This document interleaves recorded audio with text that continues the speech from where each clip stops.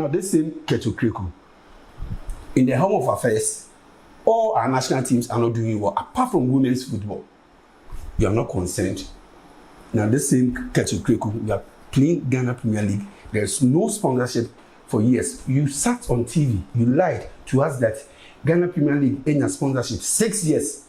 Later on, your spokesperson went on radio to say that 2 million.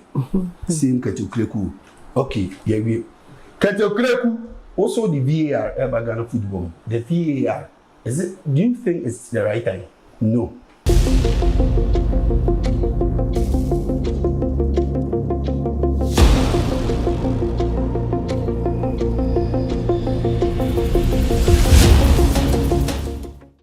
Hello, good day and welcome to yet another edition of Sports Yard on YADTV. My name is Emmanuel Sabri and I am your usual host for this show. On this show, we analyze, discuss and critique all relevant stories across the world of sports. On today's menu, we will discuss GFA's meeting with FIFA to bring VAR into the Ghana Premier League and of course, the Balon d'Or controversies. I'm going for a breather. On my return, we will delve into the issues.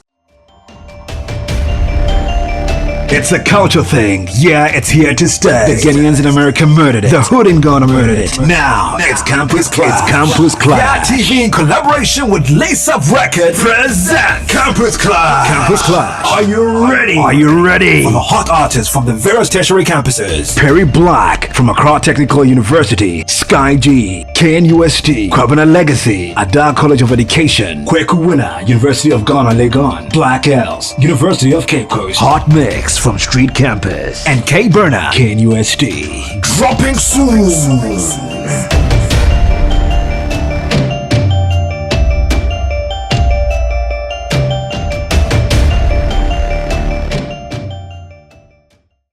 Welcome back from the break. This is Sports Yard on YADTV.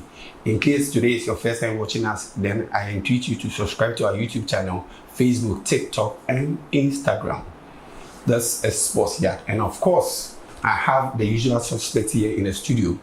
Timmy Ebusanchel is my guest. We will do the discussion together. Timmy, welcome to Sports Yard. Thank you, my bro. I mean, you are looking good. Oh, wow. You went to play basketball today. No. So how has the week been like? Low key.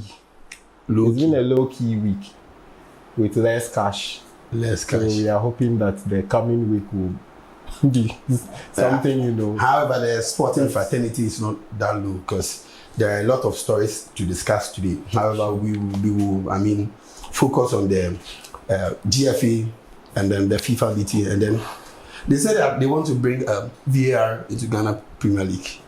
Do you think it's about time? Do you think it's a priority? Do you think it's about time we introduce the VAR into Ghana football? Sometimes I would say these things it's like a passing comment somewhere, and sometimes too it's quite laughable.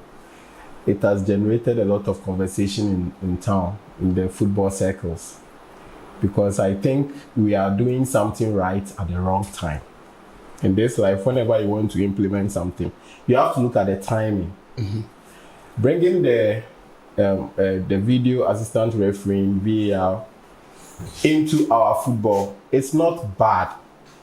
But you see, Chino Achibi once said something. He said that when trees fall on trees, the topmost must be removed. Mm-hmm. If you look at the many things that are bedeviling the league, I think the VAR should be the list of the things we want Chino Achibi, okay. Yeah. Okay. I think that is Ola Rutini. The gods are not to blame. Okay. I did literature. It's been a long time. Yeah. So whether it's Chino, maybe we might check. In this case, you are referring to setting the fundamentals right. We have to get the fundamentals right, even before we think about bringing the VAR, because we have a league that already has issues with funding. The cost of implementing a VAR will cost us not more than $110,000. And then the next question is, are we going to have the VAR per season or per match? The gadgets. Getting one gadget will cost around $110,000. Okay. If you approximate in our city, that's like 1.7 million Ghana cedis. 1.7 million. Yes, And it's a lot of money, in my opinion. Because if you look at the monies that our clubs used to pay the players and all that, can we have that kind of money to get the gadgets for all the league centers? You see, it is not even about the implementation itself. I have a challenge with the fact that it can't be across board. As in, if you are playing 8 matches in a weekend, yes, it is all 8 matches that will be using the VAR. Yeah. In this case, there are selected few matches that will be using the VAR. Do you think? Yes, that's also another issue because it wouldn't be to everybody's advantage. Because if you look at, let's say, all the 8 league centers, are we going to have VAR at all the 8 league centers? We are told that it is only the matches that will be shown on TV. And the sad thing is that it is only the matches that will be shown on TV because the pitches are in poor state. Yes. You get it? So what this means is that it is matches that involves, Asante Kotoko, Hatufo, that will benefit from the VAR. Yes. So it means that if we are playing Karela and then let's say Accra Lions somewhere in Tamale, you should expect that there wouldn't be any VAR. You see, we live in our part of the world, it's like we live in a banana republic. What is that? The VAR itself comes with its own controversy. Even in the countries where they are we have been seeing some in the Premiership. But this is I had a passing comment. Obi say Obi Krabaka said gadgets na dey share na ejuma. So you see, our people, we need a lot of education. We can't implement VAR here because even in Africa, there are only 3 countries currently that are using VAR: Egypt, Morocco, and South Africa. You understand? And these are leagues that they have invested heavily into it. Then the next country that is about to do theirs is, I think, Rwanda. Yeah, so it will take time, but with our league, we have a lot of problems from infrastructure. How do you call it? From infrastructure to the technical side of the game, to most especially refereeing. Because it is in the Ghana Premier League that once upon a time a referee was officiating a football match and he had money in his socks. It was in the Ghana Premier League that a certain Pando Hearts of Lion and Bechim had a football match, and the coach has to take his chair and go and sit at the center of the field because the supporters were throwing urine. You shape Jones up, a good coach, the coach had to take his chair. So you see, the sad thing is that in all of this, yes, Ket E.S. Okreku is seeking a third thing. Also, the cell sign D. He should forget about it. He can't do the work. If I were him, Mr. Ket Okreku, please step down. The work is bigger than him. It is bigger than him. But when you scan through football fraternity, who do you think is fit for purpose? Who can do this? You see, I am from those school of thought that believes that, you see, it's not everything that is book. One thing I've observed about Ket and his crew, it's not book. Because, fine, in as much as you have to get the technical, look at what is happening with Hearts of Oak. They brought an MD with, a director or MD with PhD, whatever. Something that is Senaya or something. Yeah. Look at the way the club is being managed. Meanwhile, we had Harris Akos and Co who came to manage the club, even without degree and the rest, but things were moving. But Timmy, that is the problem. The problem is that you want our football to advance. Yes. Meanwhile, you are suggesting that 1880 selling and managing football, we should go back to it. No. You see, our environment is different. Once upon a time, Mr. Ket Okreku said that he cannot do football with his enemies. In quote, who are those enemies? That is those who contested him. So we can also say that the low lives or the ordinary people, in quotes. Football is a family. But you can't. And you will need. You don't have to. You don't have to. Because those who contested. Yes, those who contested. George Free, Nanaya Amponsan, and then Palmer. Are you saying all these people should go with their expertise? Is that how football is? So, all kind of low life, that is where I have a problem. Yes. And so, if I put in quote low life, I want to refer to people that, they eat football, they breathe football. It's like their whole life is football. In as much as they belong to the uneducated, elite or whatever. I don't want to tag a certain supporters group, but we have a certain supporters group that they don't joke with football. And you need these people on board. I hope you understand. The fact that you haven't been to school doesn't mean you lack football knowledge. We cannot single out somebody like Alhaji Busa with all his years of managing football, and then say that he's not somebody that we can probably lean on. The late Alhaji like Tete and the rest, all these guys had football knowledge that they can use to support you to grow. So I have an advice for Keto Kreku, because I think that there are so many things he should focus on. Now, Keto Kreku owns Dreams FC. Dreams FC. Dreams FC plays their home matches. There's one club to still believe. They still believe, and then there is one in Tamale too. Yeah. Good. So Dreams FC plays their home matches at Kaswa, Tuba. And then you see when you visit the facility, it is nothing to write home about. Of course. And then said, so the club licensing board, they went there to inspect the facility, and then they granted them the license to play their home matches. It's a big failure in the first place. Yes. Okay, but they're not touching. Now, this same Keto Kreku, in the home of affairs, all our national teams are not doing well, apart from women's football. You are not concerned. Now, this same Keto Kreku, we are playing Ghana Premier League. There's no sponsorship for years. You sat on TV, you lied to us that Ghana Premier League ain't a sponsorship. 6 years. Later on, your spokesperson went on radio to say that 2 million. Same Keto Kreku. Okay, yeah, we Keto Kreku. Also the VAR about Ghana football. The VAR. Do you think it's the right time? No. And Tina Papa Weka said, Olarotimi say, when trees fall on trees, the top most must be removed first. Ket, why are you seeking a third term? I so don't understand. A third term for what? Do you think that in your still watching in the past 5 years you've done so well that you are power drunk? Ket, let us speak to power. You are power drunk. 2 million you take. In the helm of affairs, who this same Keto Kreku? Nanaya on Ponsa is nowhere to be found. Yes. Jordan Free is nowhere to be found.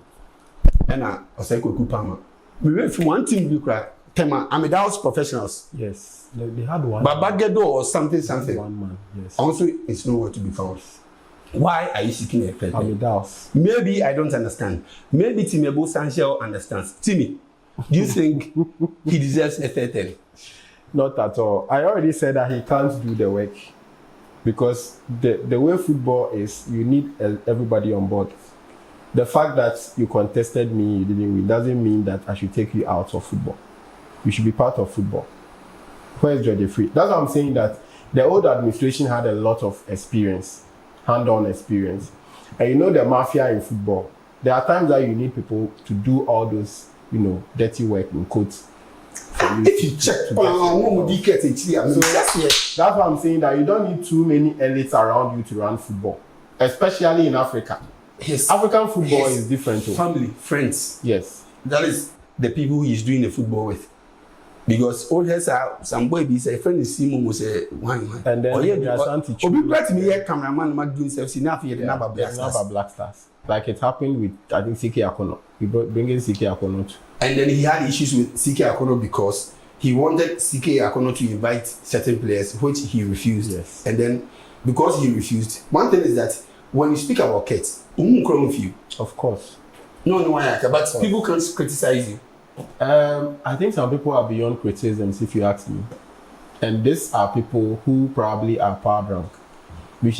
He missed the whole point because if you become a leader of an association, don't forget that your sole aim is to thrive.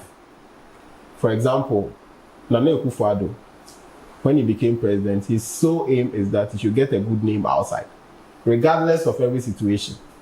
So if power goes off and you know that they will mention your name, what should you do? You should get a competent person to manage it so that all the time when there is power, Akufo-Addo time, like you do light. Even though you are not there, you have appointed somebody. So we see all the Akufo-Addo. Yes, just by the way. That's why I'm saying that the fact that somebody contested you and the person didn't doesn't mean that if the person's expertise, fits in a certain area, you should take the person out. So that statement he made that he can't do football with his enemies, that is what is going against it. Because if your opponents have, ideas that they can support you with, why not? Kwesi Nyantakyi was able to remain in power for a long time because whether you like it or not, if you contest him and you don't win, he still has a place for you. For Ket. I hope you If understand. you see him, He still has a place for you. If you see Ket and you don't call him daddy, you are an enemy. So you can imagine. So the late Kojo Yanka and Kwesi Nyantakyi, is there one called Kojo Yanka calls him daddy? Absolutely. Just for the bread. So you have to. So going fast forward, Ket doesn't deserve a third term. And the earlier he notices it, the better. He can't do the football. So you see, in all of these, you need votes. You know our latest FIFA ranking? 70. I told you here that we will reduce again. Per the standings, the last time we started was 70. Yeah. We are now in 73. Yeah. And by the next ranking that will come, we'll still drop.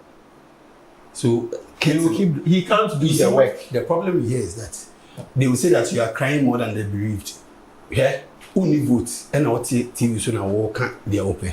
These same football people, they will take bribes and then vote for Ket again. Me, I think it's about time that the government Yes. I think I say, okay, you go football. Till you go football, not FIFA and Sambra normalization committee. Then we should start afresh because the football that we are playing in Ghana, it is going nowhere. It is going nowhere. Last time I told you that one of the things that will help Ghana football is when we go back to the old system. Do you know that at first? I have a problem with you are making reference to. Listen, let me tell you what is the use of Galka now? Imagine the vice president was a member. Galka is a toothless bulldog. That is it. That's the point I was trying to make because if you don't go back to that system where Galka can also have a say, the league will die, and when the league dies, eventually it will affect all the national teams. So what is the full meaning of Galka? Ghana League Clubs Association.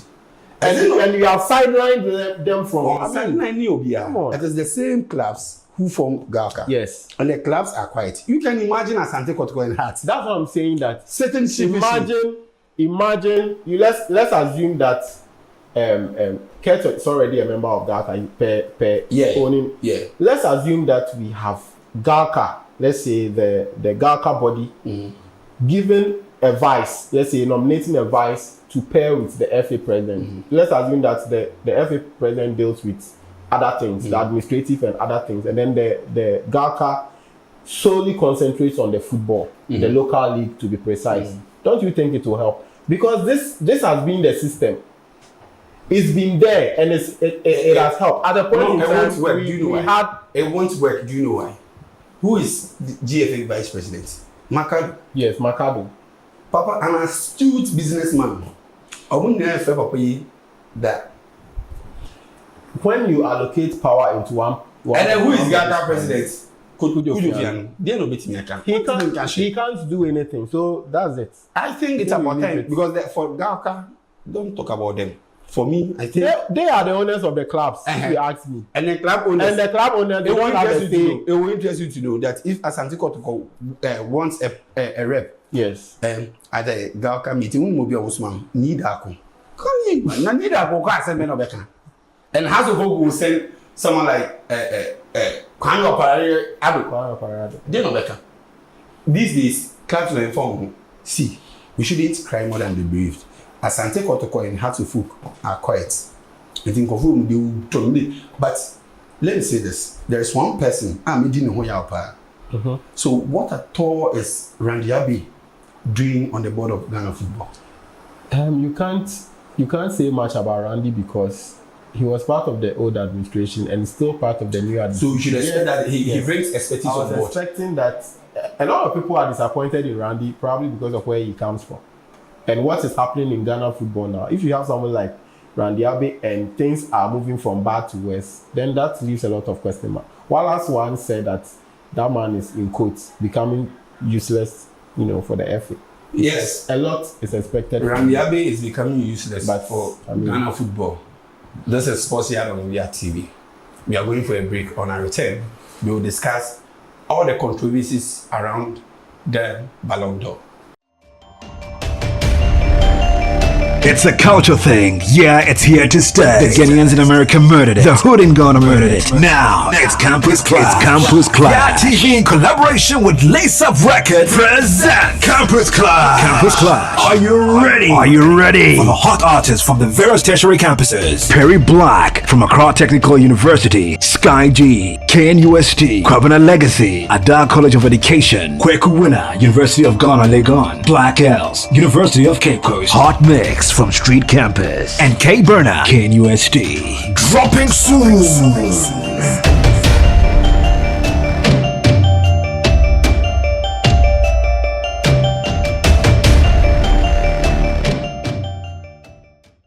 Welcome back from the break. This is Sports Yard on YADTV. Can you do and then subscribe to our YouTube channel, Facebook, TikTok, and then Instagram.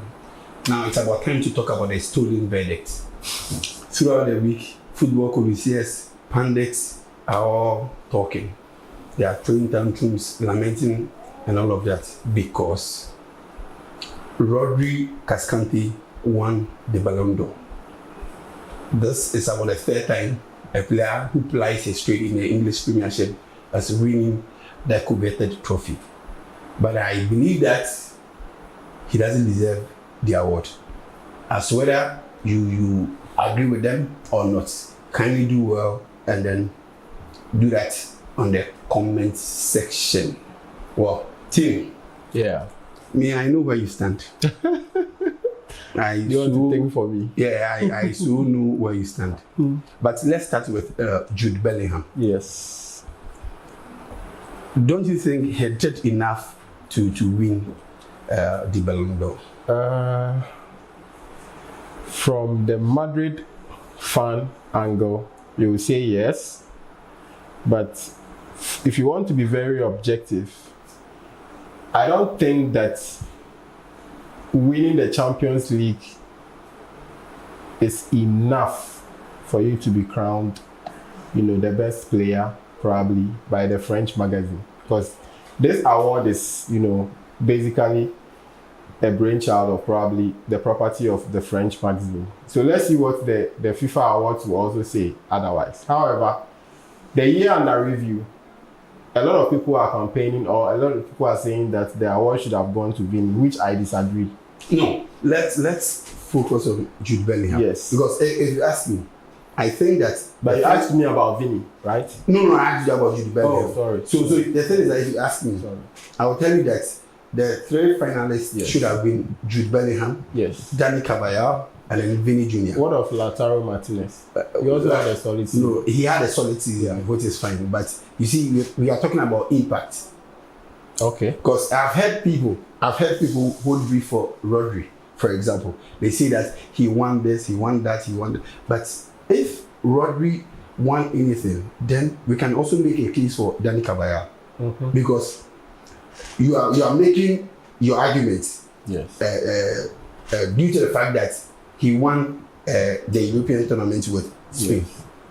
Where was Caballero at the time? So if that's the discussion, then of course, in my candid opinion, I don't even think that Vini should have made it to the top three. And these are my reasons. In the Real Madrid team, the best player in the team for the season under review was Jude. Jude, okay. So Jude played 42 games. Yes, he played 42 games. He scored 23 goals. Had 13 assists. Yes. And then his overall goal involvement was 36. Yes, and he's a midfielder. He's an attacking midfielder. Do you know why Jude got these numbers? It is because of the position. Yes, so let me explain this. When the season started, Vini was injured. Yes. And don't forget that Real Madrid didn't have any out-and-out striker last season. Relying on a striker like Jose Lu, who probably wouldn't give you double figures. He did last season. Yeah, he wouldn't give you double figures consistently. Consistently. He's not that type of striker. So there was a makeshift role that was assigned to Jude. So Jude was technically playing the false nine. And that was when the season started. And that was when he was delivering. Because he saved them so many times. So many times Jude was there for the team. So I wasn't surprised when he was voted Madrid's best player and then also La Liga best player. You understand? So if I So understand, if you ask me, no, if I understand, do you Yes. think we should do away with numbers because figures don't lie? yes, figures don't lie, but to me, when it comes to the individual contribution, okay, imagine standing up for your team for, let's say, 38 matches, right? He played 42 games. For like overall. I'm talking about the league. Let me talk about the league. Let me focus on the league. 30 matches. So imagine standing up for your team for 38 matches. That's no joke because his other teammate, Vinny, didn't start all the games because of injuries and others. So if you ask me, he actually makes a few. He makes like 8 games. Yeah. He makes like 8 games. So let's say Vinny played 30 games. He played 38 games. Yes. So being there for the team, standing up for the team through all these times, of course. And if Madrid is playing, let us be objective. If Madrid is playing Champions League this season, it's because this guy qualified them. No. You see, when you are making an argument, you talk about objectiveness. Yes. We are interested. It is not about. That is why I'm saying that Madrid ever Champions League, they should thank this guy because he saved them so many times last season. Getting this number from a midfielder. The last time we had a midfielder scoring this number of goals was YADTV in Manchester City. When was the last time you could get a midfielder scoring many of these goals? And he wasn't even taking, I think, penalty kicks or so. No, he wasn't. You understand? He wasn't the one taking penalty kicks. So getting a midfielder, giving you this number of goals is incredible. So Yes. in a nutshell, do you think he deserved to be part of the final three? If you ask my top 3, I would have gone for Rodri, Jude, and probably Lautaro Martinez. Okay, so now let's move on to the man at the center of all the controversies. Yes. Okay, that is Vinicius Junior. He is the reason why Real Madrid as a team decided to boycott the whole event. Yes. Now, this man did extremely well. You get it. You can't be the team you see the console and the three swag. This one did all of that. And yet, when it was about time to award who should win, he was nowhere to be found. Yes. And we are told that he sat at home and then he couldn't stop crying. Because this is purely a stolen verdict. And then you mentioned times with that number that you think he doesn't even deserve to be part of the top 3. What are your reasons? Yes. So let me say this. I'll say it and I'll say it again.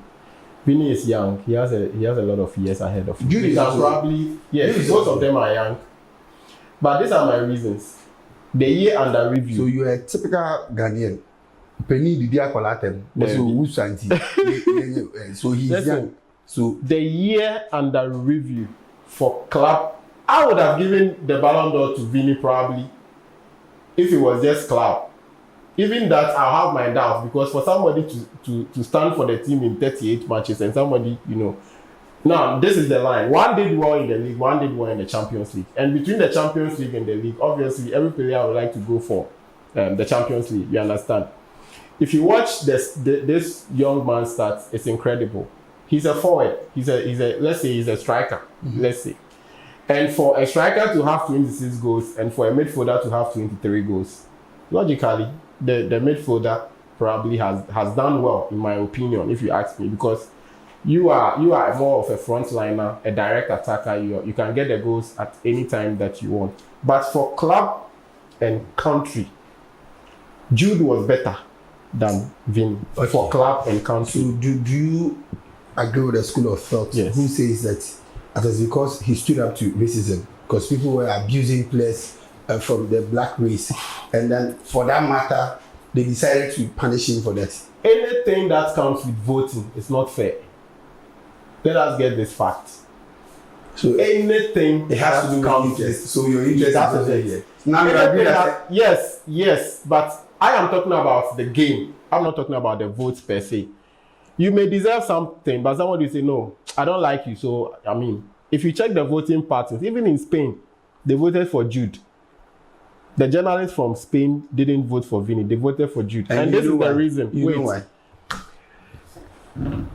We have something called there's a word I wanted to use. There is a kind of timing, okay? Mm-hmm. In quotes, let me say sympathy timing or something timing. There are things that can go for you or go against you. the Clasico played a huge role in this. Because don't forget, those that are going to vote, they also watched. Imagine Vini getting a hat-trick in the Clasico. Wow. The world best player has arrived. That's one thing. But then, the whole Madrid team got pissed after they lost to Barcelona. That's one factor. Because if they had won, obviously, but it wouldn't have changed anything. Obviously, they had already cast the because you know when what's the name? When they played Dortmund, you saw the applause that came after. They beat Dortmund, I think 5-0. Yes.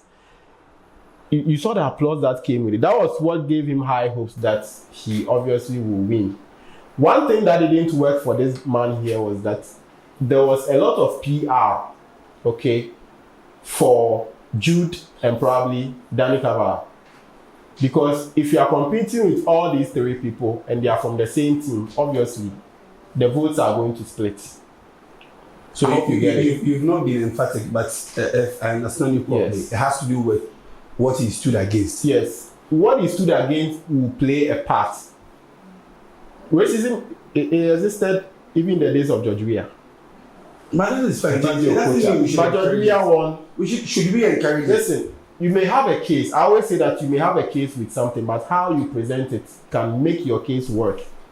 If you ask me, I don't think that Vini handled this racism thing very well. Because it happened to Adebayo, it happened to Daniel Alves. So in a nutshell, you are telling us that Ozil, Lautaro Martinez deserved to be the top. The year under review for club and country. Mm-hmm. I made that point. Mm-hmm.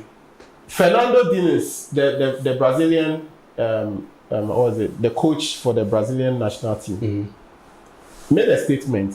He said that the awards are very important, but if you are a player and you believe that it's only your club that is going to help you to probably get to where you are, then you should give yourself a second thought. So this thing should go to our Black Star players. Imagine Thomas Partey doing so well in Europe and missing out on probably AFCON. All these things will go against you at the end of the day. But Timmy, we don't have time. Okay. Now let's move on to the man who won the... Yes, the man who won the award itself. Sam, see Papa we won. Justice Bleeding Ball watching.